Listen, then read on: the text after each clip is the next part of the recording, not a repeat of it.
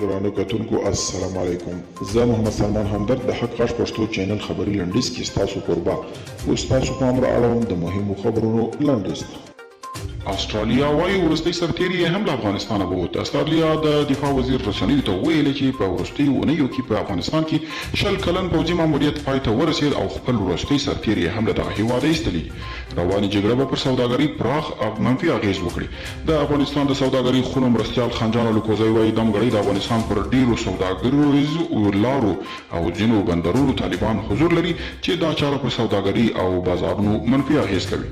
عرب نیوز په یو مقاله کې د امریکا 20 کلن ماموریت په اړه لیکي چې 20 کاله وړاندې په نړیواله کچه له خپلو سیالانو سره د امریکا د سیالي بڼه بل ډول وه، خو د ټکنالوژي پرمختګ او د سیالي لا نورو لارو سره امریکا په دې پوه شوه چې افغانستان کې نظامي حضور بې ګټې دي او په دوحه کې د بین الافغاني مذاکراتو بیا پیلېدو ته په کتو سره د افغانستان د سولې لپاره د امریکا ځانګړي استازي زلمۍ خلیزه هم دوحې ته رسېدلي.